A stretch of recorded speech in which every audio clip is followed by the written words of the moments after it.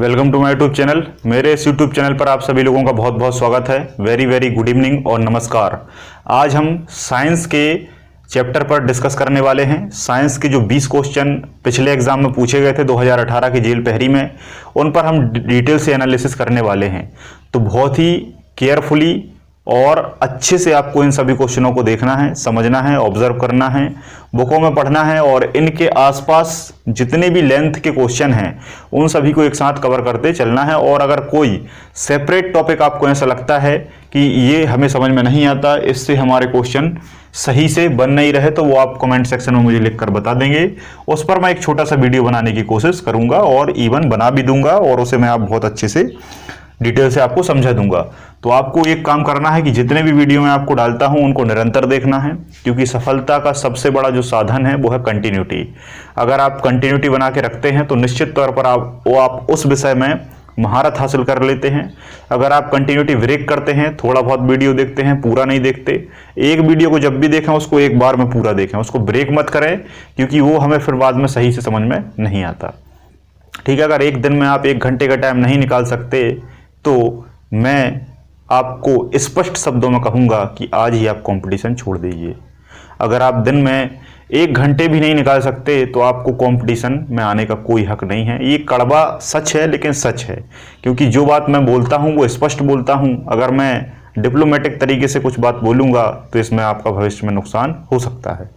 तो आपको मेहनत करना पड़ेगी, क्योंकि पोस्ट कम है तो कंपटीशन ज़्यादा रहेगा, और जब कंपटीशन ज़्यादा है तो आपको मेहनत भी बहुत अच्छे से करना पड़ेगी। तो सब चलिए हम बिना समय जाया किए हुए पहले क्वेश्चन पर डिस्कस करते हैं। पहला क्वेश्चन भी उसी फाइलम से पूछ लिया कि प्लेटीहेलमिन्थेस के जीव हैं। वास्तविक तौर पर यह पूछा था कि प्लेटीहेलमिन्थेस के जीव, इस पर थोड़ा सा मुझे कन्फ्यूजन है कि प्लेटीहेलमिन्थेस के जीव पूछा था कि उनके जीव नहीं है पूछा था, है ना। फिर भी मैं आपको बता देता हूं कि प्लेटीहेलमिन्थेस के 3 जीव हैं। इसके अलावा चौथा जो ऑप्शन में रहेगा वो आप देख लेना सेट में जाके, है ना। ग्रुप में डाल दिया है, ग्रुप में इसका टेस्ट पेपर मैंने मतलब सर ने डाल दिया है, या फिर आप वेपम से जाके पीईबी से जाके डाउनलोड कर लेंगे। तो प्लेटीहेलमिन्थेस के जो जीव हैं उसमें पहला जो जीव है वो है फीताकृमि। फीताकृमि, फीताकृमि को क्या कहा जाता है? Tape warm. फीताकृमि को इंग्लिश में टेप वॉर्म कहा जाता है। और दूसरा जो जीव है वो है प्लेनेरिया। दूसरा जो जीव है वो है प्लेनेरिया, जिसमें सबसे ज्यादा रीजनरेशन की पावर पाई जाती है। रीजनरेशन को हिंदी में पुनरोद्भवन कहा जाता है। पुनरोद्भवन का मतलब होता है किसी भी जीव के शरीर का अगर कोई भाग कटता है तो दोबारा से वो हिस्सा फिर से दोबारा बन जाए, तो वो पुनरोद्भवन कहलाता है। जैसे आपने कई बार देखा होगा कि छिपकली की पूंछ कई बार कट जाती है और उसके बाद वो पूंछ दोबारा से आ जाती है। इसको पुनरोद्भवन या रीजनरेशन की पावर कहा जाता है ना। तो प्लेनेरिया में ये पाई जाती है फीताकृमि, और ये दोनों प्लेटीहेलमिन्थेस के जीव हैं। प्लेटीहेलमिन्थेस के जीव आपको पता है चपटे होते हैं, क्योंकि प्लेट का मतलब होता है चपटा। दूसरा क्वेश्चन ये आया था, अब देखो इसमें आपको ये देखना है कि प्लेटीहेलमिन्थेस संघ पूछा है तो कोई भी फाइलम पूछ लेगा तो आपको 10 फाइलम पढ़ लेने हैं। Protozoa, Porifera, Coelenterata, Mollusca, arthropoda, Annelida, Echinodermata, chordata, है ना। ये 10 आपको बहुत अच्छे से पढ़ लेना है। उनके अंदर जो भी इनवर्टिब्रेट वर्टिब्रेट गुण हैं उनको देख लेना है, कुछ प्रॉपर्टीज देख लेना है। एवीज, स्पीसीज, एम्फीबियंस, है ना, मैमल्स, इनको भी आपको बहुत अच्छे से देख लेना है, क्योंकि इनसे एक क्वेश्चन जरूर हर पेपर में बन रहा है, हर सेट में बन रहा है। नेक्स्ट क्वेश्चन आपका केमिस्ट्री का था कि चूना पत्थर से दूषित नमक के जलीय मिश्रण को पृथक करना है। चूना पत्थर का एक दूषित मिश्रण है। चूना पत्थर का एक क्या है? दूषित मिश्रण है, जिसमें नमक भी मिला हुआ है, नमक का जलीय विलयन मिला हुआ है। इसको हमें पृथक करना है। पृथक करने का मतलब होता है छानना है ना। छानना है, पृथक करना है, तो हम कैसे करेंगे? तो 4 विधि दी थी, उनमें से एक विधि सही थी। उस विधि का नाम क्या है? निस्पंदन। पहले आप निस्पंदन करेंगे, निस्पंदन करने के बाद उसका जलीय वाष्पीकरण करेंगे। क्या करेंगे? जलीय वाष्पीकरण, क्योंकि निस्पंदन से उसके कुछ अणु अलग होंगे और उसके बाद उसका जलीय वाष्पीकरण हो जाएगा, तो वाष्प ऊपर उड़ जाएगा और प्योर पदार्थ लास्ट में बच जाएगा। नेक्स्ट क्वेश्चन पूछता था कि चेचक का टीका चेचक का जो टीका है वो उसकी खोज किसने की, है ना। तो टीका आप बहुत अच्छे से जानते हैं, टीका का मतलब होता है इंग्लिश में वैक्सीन, है ना। और वैक्सीन कैसे बनता है ये मैंने आपको बहुत अच्छे से, है ना, कोरोना वाले वीडियो में बहुत अच्छे से समझा दिया है। तो कोरोना का आप पहला वीडियो देखेंगे तो कोरोना वैक्सीन के बारे में मैंने वहां पर बताया है और पूरी प्रोसेस बताई है कि वैक्सीन कैसे बनता है। यहाँ पर केवल पूछा गया कि चेचक की टीबी की खोज चेचक के टीके की खोज किसने की, तो उनका नाम था एडवर्ड जेनर। क्या नाम था? एडवर्ड जेनर के द्वारा चेचक के टीके की खोज की गई थी। ठीक है, टीबी का भी टीका बन चुका है ना, टीबी का भी टीका बन चुका है। आप कमेंट सेक्शन में मुझे टीबी के टीके का नाम और उसके खोजकर्ता का नाम मुझे जल्दी से बताएंगे। ठीक है, ये क्वेश्चन आपके लिए रहा। नेक्स्ट क्वेश्चन था कि तंत्रिका तंत्र की इकाई क्या है, बच्चों वाला क्वेश्चन है। पिछले एग्जाम में भी, पिछले पेपर में भी तंत्रिका तंत्र का स्ट्रक्चर आया था और वहां पर सारे पार्ट पूछे थे। यहाँ यूनिट पूछ ली, तो यूनिट न्यूरॉन होती है, आप जानते हैं। तंत्रिका जो तंत्र है ये हमारे शरीर में सबसे लंबी कोशिका होती है। तंत्रिका कोशिका हमारे शरीर में सबसे लंबी कोशिका होती है, जो कि सूचनाओं को, संदेशों को एक दूसरी जगह ले जाने का काम करती है। और एकमात्र तंत्रिका तंत्र की कोशिका ऐसी कोशिका होती है जिसमें आपका विभाजन की क्षमता नहीं पाई जाती। मतलब एकमात्र कोशिका ऐसी है तंत्रिका कोशिका, अगर ये नष्ट हो जाए, अगर ये आपकी बॉडी में क्षतिग्रस्त हो जाए तो ये दोबारा नहीं बनती क्योंकि इनमें विभाजन नहीं होता। एक बार क्वेश्चन पूछा गया था कि तंत्रिका कोशिका में विभाजन क्यों नहीं होता, क्योंकि इनमें सेंट्रोसोम नहीं पाया जाता, क्योंकि विभाजन के लिए सेंट्रोसोम ही जिम्मेदार होता है। जब सेंट्रोसोम ही नहीं है तो विभाजन कैसे हो सकता है, और जब विभाजन नहीं होता तो जब आप पैदा हुए हैं और पैदा होने के समय फॉर एग्जाम्पल आपके शरीर में 10 तंत्रिका कोशिका है तो आपके जीवन भर 10 ही रहेंगी। अगर तो आपको 2-3 बार चोट लग जाती है और ये क्षतिग्रस्त हो जाती हैं तो आपकी उतनी कोशिकाएं हमेशा के लिए कम जाएंगी। ठीक है, नेक्स्ट क्वेश्चन पूछा था कि पशुपालन में शामिल है। जब आप पशुपालन करेंगे तो आप पशुओं के प्रजनन पर भी ध्यान देंगे। सिंपल सी बात है, क्योंकि पशु पालन अगर करोगे तो जब पशु पालोगे तो पशु बढ़ेंगे कैसे? पशु प्रजनन से ही बढ़ेंगे ना, प्रजनन से ही बढ़ेंगे। जैसे आपका मत्स्य पालन है, मुर्गी पालन है, कोई सा भी पालन है, अगर आप पालन करते हैं तो उसमें आप जीवों को बढ़ाएंगे ना कि कमाएंगे। जब जीवों को बढ़ाएंगे तो प्रजनन पर आप ध्यान देंगे। जीव हष्ट पुष्ट हों, दूध अच्छा दें, है ना, उसके लिए आप क्या करेंगे? आहार पर बहुत ध्यान देंगे। आहार मतलब होता है उनका फूड मटेरियल, है ना, न्यूट्रिशन। उसको अच्छा आप खाना देंगे, चारा देंगे ताकि वो अच्छा दूध दे सकें, तो आहार पर आप ध्यान देंगे। रोग नियंत्रण, अगर रोग हो गया उनको तो वो कैसे अपना जीवन सरवाइव कर पाएंगे? तो अगर रोग हो जाएगा तो आप डॉक्टर को बुलाएंगे, मेडिसिन देंगे और उनको ठीक कर लेंगे। तो पशुपालन में इन 3 चीजों पर ध्यान दिया जाता है। चौथी चीज खेती थी जिस पर ध्यान नहीं दिया जाता क्योंकि वो पशुपालन का भाग नहीं है। नेक्स्ट क्वेश्चन पूछा था कि चालन में जो माध्यम के कण हैं वो केवल अपनी माध्य स्थिति, चालन क्या है? चालन एक प्रकार का एनर्जी ट्रांसमिशन है, एक जगह से दूसरी जगह जो हीट है वो ट्रांसमिट होती है ना। तो इस चालन में जो माध्यम के कण हैं वो कैसे एक जगह से दूसरी जगह जाते हैं? कुल मिलाकर 4 कथन दिए थे, उसमें से एक कथन सही था, वो मैंने यहां लिखा है कि इसमें जो कण हैं वो अपनी माध्य स्थिति के इर्द गिर्द कंपन करने लगते हैं। चालन आपको पता है कि हमेशा ठोसों में होता है, ठोस में होता है और जब ठोस में आप हीट को देते हैं तो इसके इर्द गिर्द मतलब आसपास के जो कण हैं उनमें कंपन होने लगता है।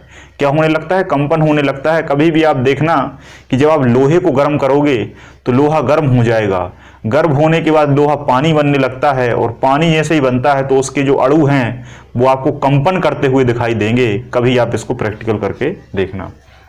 नेक्स्ट क्वेश्चन पूछा था कि मिश्रण में रंगीन घटकों को अलग करने के लिए कौन सी मेथड उपयोग की जाती है? अगर कोई मिश्रण है, मिक्सचर है, उस मिक्सचर में बहुत सारे रंगीन गुण हैं, कलरफुल कैरेक्टर हैं, उन कलरों को हमें अलग करना है तो इसके लिए केमिस्ट्री में कौन सी ऐसी मेथड बनाई गई है जो कलरों को सेपरेट कर देती है? ये जिनने साइंस बैकग्राउंड से ग्रेजुएशन किया है वो इसे बहुत अच्छे से जानते होंगे। इस तकनीक को कहा जाता है क्रोमेटोग्राफी। इस तकनीक को क्या कहा जाता है? क्रोमेटोग्राफी, है ना, क्रोमेटोग्राफी कहा जाता है। और इसमें सारे कलर जो हैं वो सेपरेट बहुत आसानी से हो जाते हैं, जिसमें वॉटवेंट फिल्टर पेपर का उपयोग किया जाता है, जिसमें वॉटवेंट फिल्टर पेपर का उपयोग किया जाता है। और इसमें एक विलयन होता है जिसे निनहाइड्रिन कहा जाता है, इसमें एक विलयन होता है जिसे निनहाइड्रिन कहा जाता है। और जो वॉटवेंट फिल्टर पेपर है वो 0.1 का होना चाहिए। इस वॉटवेंट फिल्टर पेपर को जब हम सॉल्यूशन में डुबाते हैं तो इसमें जब सॉल्यूशन सेपरेट होता है ना, डेवलपर से आगे की ओर बढ़ता है, तो सारे कलरों को सेपरेट कर देता है और कलर आपको अलग अलग प्राप्त हो जाते हैं। नेक्स्ट क्वेश्चन पूछा था कि मेल और फीमेल की जो स्वर रज्जु है इसकी लंबाई कितनी होती है। देखो, स्वर रज्जु में बहुत सारे लोग कंफ्यूज हो जाते हैं कि ये स्वर रज्जु क्या है। रज्जु लिखा रहता तो बहुत सारे लोग इसे रीढ़ की हड्डी समझ लेते हैं, क्योंकि देखो मेरु रज्जु अगर लिखा है, मेरु रज्जु अगर लिखा है तो उसे रीढ़ की हड्डी कहते हैं। जब भी आप साइंस में हिंदी में कंफ्यूज होंगे, आप इसका तुरंत वही शब्द इंग्लिश में देखेंगे, इंग्लिश में आपको बहुत अच्छे से समझ में आ जाएगा। ठीक है, तो जो स्वर है, स्वर का मतलब होता है आपका कंठ, जहां से आप बोलते हैं, वॉइस बॉक्स, तो इसे कहा जाता है वोकल कॉर्ड। क्या कहा जाता है? वोकल कॉर्ड या स्वर रज्जु। ठीक है, ये होती है हमारी नोटोकॉर्ड, नर्व कॉर्ड होती है। ठीक है, जैसे वर्टिब्रा कॉलम कहा जाता है। और ये स्वर रज्जु होता है आपका ये गला, जहां से आप बोलने आवाज आती है। तो आवाज जहां से आती है तो वो हमारा जो स्वर है, मतलब मेल का जो स्वर है वो होता है 20 mm का, 20 mm का। और जो महिलाओं का स्वर कंठ है वो 15 mm का होता है। इसे आप बहुत अच्छे से याद रख लेंगे। 20 mm का पुरुषों का कंठ होता है, वोकल कॉर्ड होता है, और महिलाओं का 15 mm का होता है। जब महिलाओं का छोटा होता है इसलिए महिलाओं की आवाज पतली आती है, पुरुषों का बड़ा होता है इसलिए पुरुषों की आवाज मोटी होती है। लेकिन हमेशा याद रखना कि पुरुषों की आवाज का जो तारत्व है वो कम होता है और महिलाओं की आवाज का जो तारत्व है वो ज्यादा होता है। तारत्व को इंग्लिश में कहा जाता है पिच। पिच का मतलब होता है स्पीड।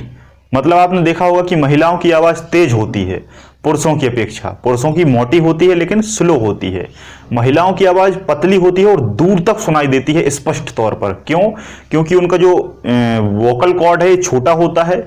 जब छोटा होता है तो अधिक तारत्व की ध्वनि उनके गले से निकलती है। तो आपको ये बहुत अच्छे से याद रखना है, तारत्व महिलाओं का ज्यादा होता है लेकिन लंबाई महिलाओं की कम होती है। नेक्स्ट क्वेश्चन पूछा था कि एक सेल में दो समान अनुपात सेल विभाजन, दो समान अनुपात में सेल विभाजन क्या कहलाता है। सीधी सी बात है, एक सेल से अगर दो सेल बनती हैं, एक सेल से अगर दो सेल बनती हैं तो समान अनुपात विभाजन कहलाएगा। और जब दो समान सेल बनेंगी तो उसको हम क्या कहेंगे? द्विविखंडन। क्या कहेंगे? विखंडन। दो सेल विखंडित हुई और दो नई सेल बन गई, इसलिए इसे द्विविखंडन प्रोसेस कहा जाता है। नेक्स्ट क्वेश्चन पूछा था कि किलोग्राम में एक एटम मास यूनिट में कितने अणु होंगे। एक एटम में कितने मास यूनिट होंगे? तो इसका सही आंसर है 1.6। इसको तो आपको रटना पड़ेगा, इसको आपको रटना पड़ेगा। अगर आप इसको निकालने बैठ जाओगे तो आपको सारी केमिस्ट्री पढ़ना पड़ेगी, और सारी केमिस्ट्री 3 से 4 साल में पढ़ी जाती है, जब जाकर आपको ये सारी चीजें समझ में आएंगी। इसे मैं बता सकता हूं लेकिन काफी समय लगेगा, पहले आपको पूरी बेसिक चीजों को समझना पड़ेगा। तो किलोग्राम में, एक किलोग्राम में एक एटम का जो मास यूनिट है वो होता है 1.66 इंटू 10⁻⁻27 kg, है ना, 27 kg। इसको आप याद रखना है। ये एक किलोग्राम की बात हो रही है। किलोग्राम में एक एटम की मास यूनिट है। ये मास का मतलब होता है द्रव्यमान यूनिट है ना, द्रव्यमान यूनिट है। अगर एवोगैड्रो नंबर पूछेगा तो वही हो जाएगा 6.023 इंटू 10⁻23, वो अलग है।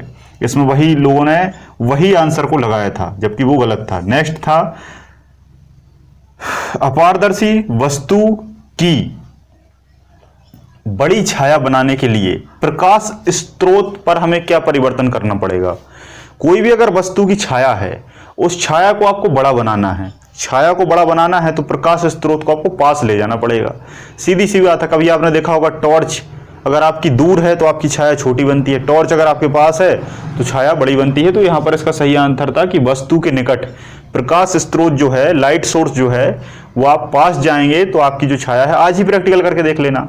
बल्ब के पास जाना, छाया देखना, बल्ब के दूर खड़े हो जाना, छाया देख लेना, आंसर पता चल जाएगा। ये सब प्रैक्टिकल हैं, इनको याद नहीं किया जा सकता, इनको आपको केवल समझ के आधार पर, वही मैं कहता हूं कि साइंस को आपको समझकर पढ़ना चाहिए। सारे विषयों को भले ही आप रट लें लेकिन इनको आपको दैनिक जीवन में उतारना पड़ेगा। नेक्स्ट पूछा था कि फर्स्ट एंटीबायोटिक जो है, फर्स्ट एंटीबायोटिक जो है जिसका नाम क्या है, पेनिसिलिन। फर्स्ट एंटीबायोटिक जो है जिसका नाम पेनिसिलिन है, पूछा था किस पौधे से प्राप्त की गई, है ना, तो उसका नाम है पेनिसिलियम। क्या है, पेनिसिलियम। और पेनिसिलियम क्या है, कवक है। तो पेनिसिलियम कवक या फंजाई से इसको सबसे पहले अलेक्जेंडर फ्लेमिंग ने प्राप्त किया था, जो फर्स्ट एंटीबायोटिक था, है ना, फर्स्ट एंटीबायोटिक था जिसका नाम पेनिसिलिन था। नेक्स्ट क्वेश्चन पूछा था कि व्यक्ति अगर पहाड़ पर चढ़ता है, व्यक्ति अगर पहाड़ पर चढ़ता है तो क्या होगा, व्यक्ति अगर पहाड़ पर चढ़ता है तो क्या होगा। चार ऑप्शन थे।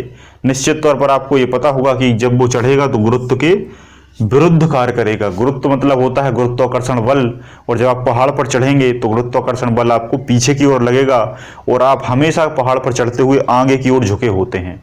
कभी भी आप देखना कि आप पहाड़ पर जब चढ़ते हैं तो आप पहाड़ पर सीधे नहीं चढ़ सकते, पहाड़ पर आप स्ट्रेट खड़े नहीं हो सकते। पहाड़ पर जब भी आप चढ़ेंगे तो आपका शरीर आगे की ओर ऐसा झुका होगा और आप चढ़ते जाएंगे, और पीछे की ओर गुरुत्व बल आपके पीछे लगेगा, गुरुत्व बल आपके पीछे लगेगा और आप शरीर का हिस्सा आगे की ओर झुकाएंगे और आप आगे बढ़ते जाएंगे। कभी भी पहाड़ पर आप सीधे चढ़ के ऐसे स्ट्रेट चढ़ के देखना, आप गिर जाएंगे। ठीक है, जितना ज्यादा आगे की ओर झुकेंगे उतना बढ़िया बैलेंस आपका पहाड़ पर होगा, क्योंकि गुरुत्व बल के विरुद्ध आप कार्य वहां पर करते हैं। तो सामान्य सा क्वेश्चन है। नेक्स्ट पूछा था कि आपका डाक खाना घर से 1.25 किलोमीटर है। आपका बहुत बच्चों जैसा क्वेश्चन है, मैथ्स का क्वेश्चन है, ये मैथ्स का क्वेश्चन है, लेकिन ये साइंस में दे दिया फिजिक्स के आधार पर। पूछा है कि आपका डाक खाना आपके घर से 1.25 किलोमीटर है, 1.25 किलोमीटर है, यही दूरी मीटर में कितनी होगी। आप खुद सोचिए कितना सड़ा सा क्वेश्चन है, कैसा क्वेश्चन है ये, है ना। ये मैथ्स में देना था, साइंस में देने की जरूरत ही नहीं थी।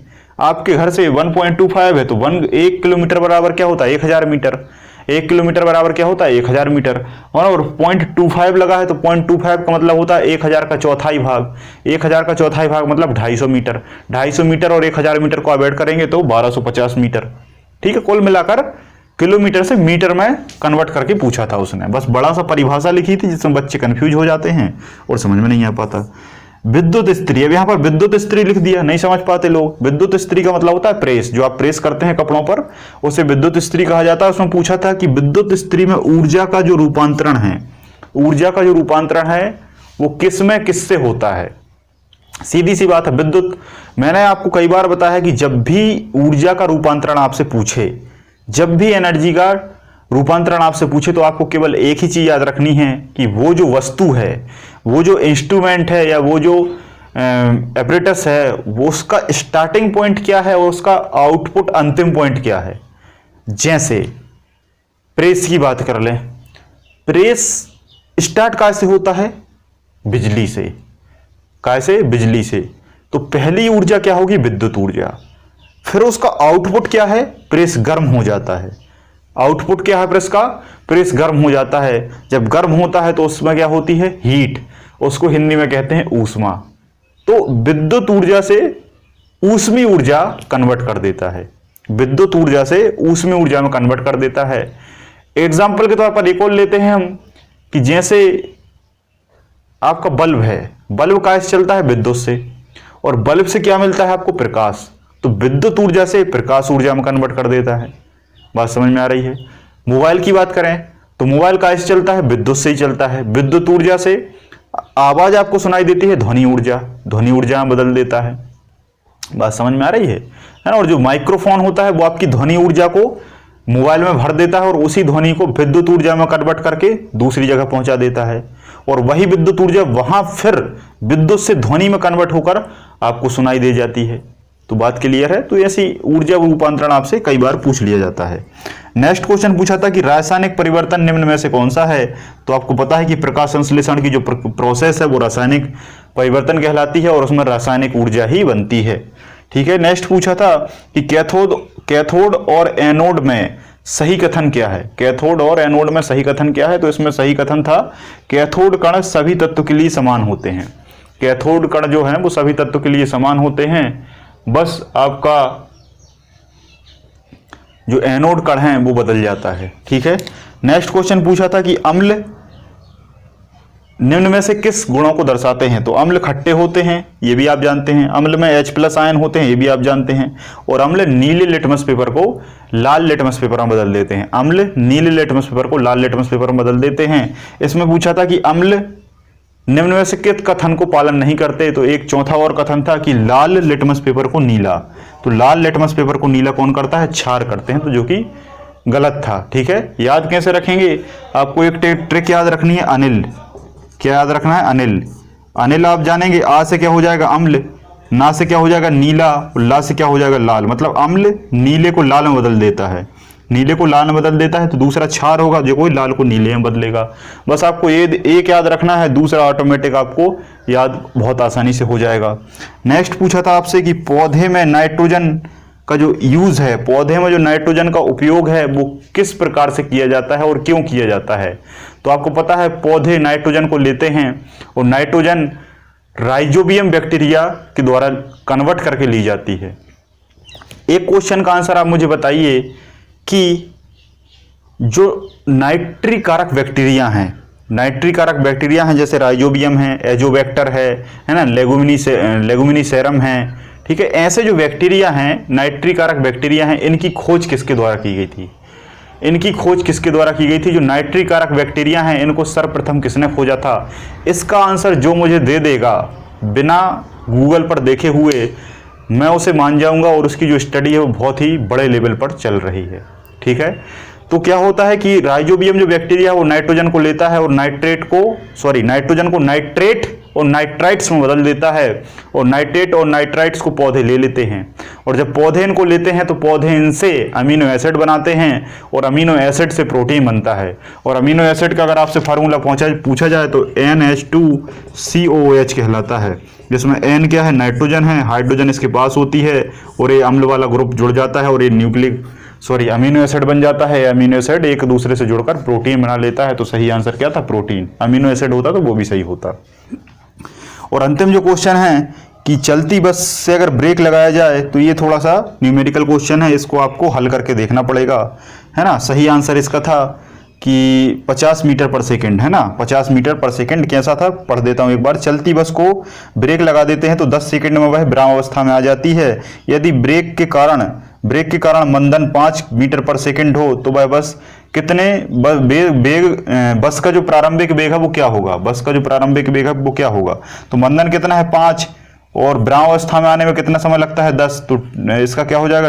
10⁵, मतलब 10 की गुणित 5, क्योंकि मंदन 5 है और 10 सेकंड में हो रहा है, तो 10 × 5 = 50, 50 मीटर से पर सेकंड, 50 मीटर पर सेकंड इसका आंसर था, है ना। तो आई होप इस लेक्चर में आपको साइंस के सारे क्वेश्चन बहुत अच्छे से समझ में आ गए होंगे। तो जो क्वेश्चन आपसे मैं पूछता हूं उन क्वेश्चनों को आपको इग्नोर नहीं करना, बल्कि उनका आंसर कमेंट में जरूर से जरूर देना है, क्योंकि पता नहीं कौन सा क्वेश्चन आप पढ़ लें और वो एग्जाम में आ जाए और वही आपकी ज़िंदगी बदल दे। क्योंकि ज़िंदगी एक साल में नहीं बल्कि एक सेकंड में बदल जाती है। निर्भर करता है कि उस सेकंड में आपने क्या किया है। ठीक है, तो इस बात को ध्यान रखें और अपना ख्याल रखें। आज के इस लेक्चर में आप सभी लोगों का बहुत बहुत धन्यवाद। जय हिंद, जय भारत।